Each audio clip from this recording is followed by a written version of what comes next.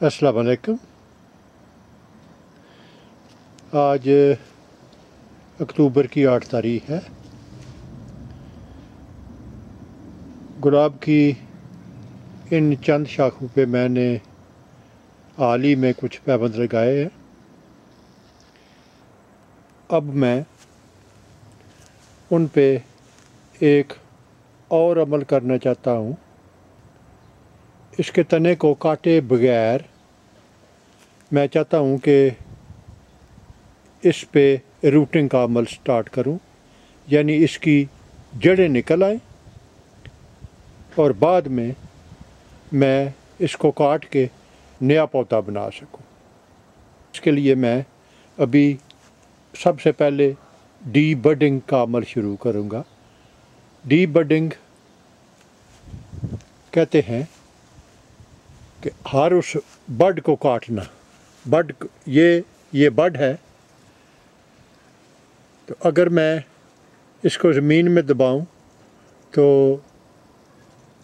जब इसकी जड़ें निकलनी शुरू हो जाएंगी तो ज़्यादा इम्कान है कि यहाँ से इस बड से शगुफ़ा निकलेगा और ऊपर चला जाएगा।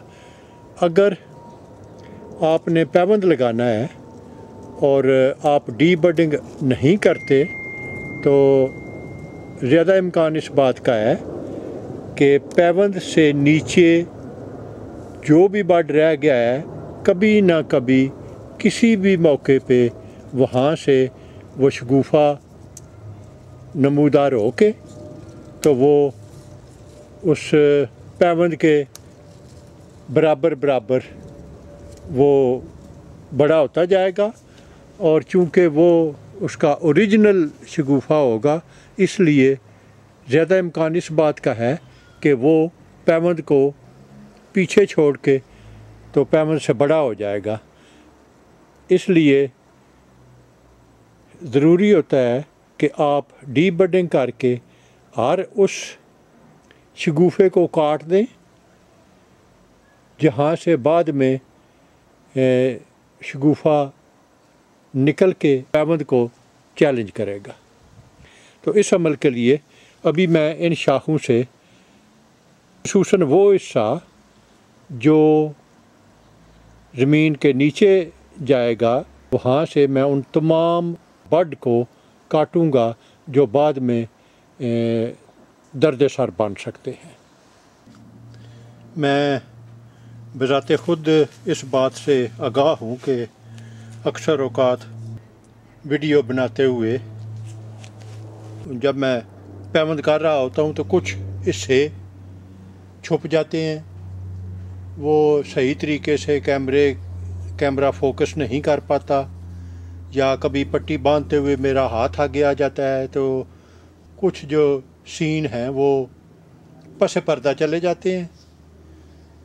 इससे बचने के लिए ये मैं एक गुलाब की शाख काट के लाया हूँ और अभी इस पे मैं बताऊँगा कि डी बडिंग किस तरह करते हैं। ये एक बड है, तो डी बडिंग के लिए कोई भी तेज़दार चाकू लेके तो इसको काट दें। अभी कोई इम्कान नहीं है कि यहाँ से कोई शगुफ़ा निकल सके। इसी तरह एक ये है, तो इसके लिए तेज़दार चाकू से ऐसे इसको काट दें तो फिर इसका कोई इम्कान नहीं कि यहाँ से बाद में कोई शगुफ़ा निकल सकेगा। तो इस अमल को डी बडिंग कहते हैं। ये मेरे पास एक सोडे की खाली बोतल है, तो मैं इसका ये सख्त ऊपरी हिस्सा ये मैं चाकू से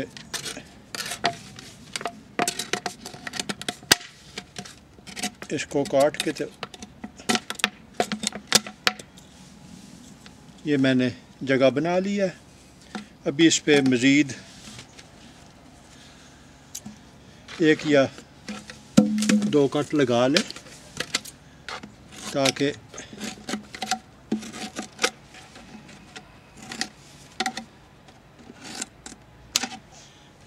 अभी इसका निचला हिस्सा उसको काट लें।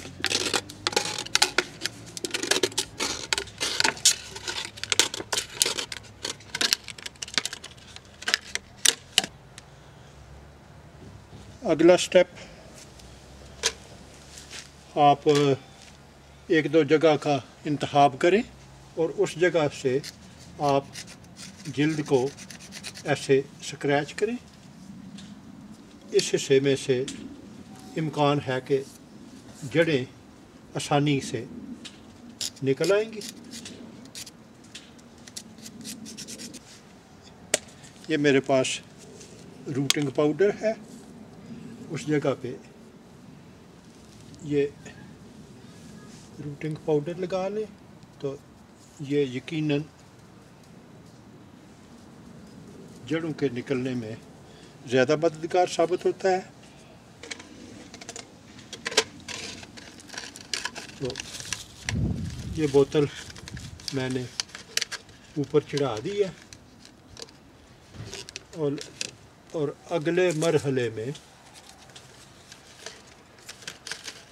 मुझे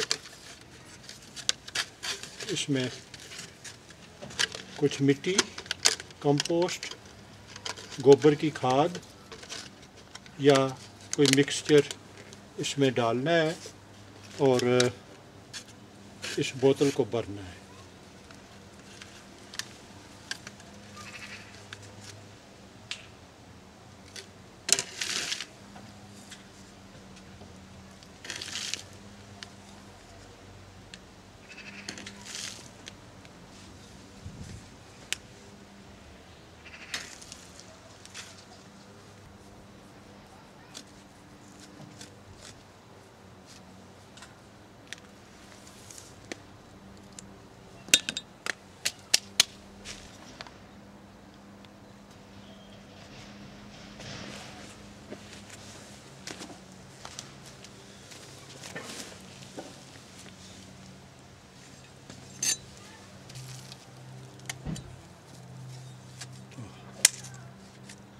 ये मैंने इस बोतल को कंपोस्ट से भर दिया है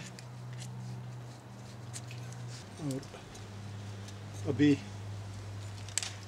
अगला मरला इसको पानी देना। आइंदा 6 महीनों में इसको खुश्क होने से बचाया जाए।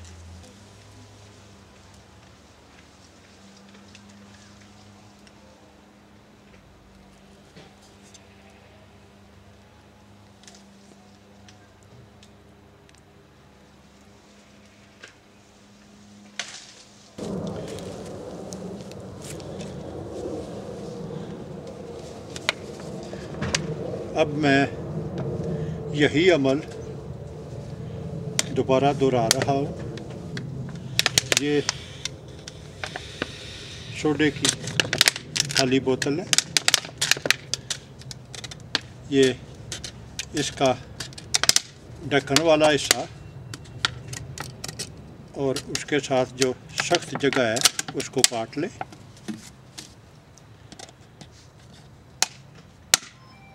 इसका निचले हिस्से पे कट लगा के तो निचला हिस्सा भी काट लें। बेहतर होगा कि आप इस पे मज़ीद कुछ कट लगा लें ताकि ये बोतल आसानी के साथ ऊपर चढ़ाई जा सके। जहाँ भी मैंने वो इसकी जिल्द पे कट लगाए हैं वहाँ रूटिंग पाउडर लगा दिया जाए। अब इस बोतल को मैं, ये मेरे पास कंपोस्ट है, अगर आपके पास कंपोस्ट ना हो तो आप मिट्टी और गोबर की खाद मिला लें। यहाँ पे कोई भी ऐसी चीज़ हो जिसमें से जड़ें आसानी से वो फैल सकें। अपनी साबका गलतियों से सबक सीखना बेहतर है। ये अभी मैंने ऊपर तक इस बोतल को भर दिया था, तो जब मैंने पानी डालने की कोशिश की तो वो मेरे लिए मुश्किल साबित हो रहा था।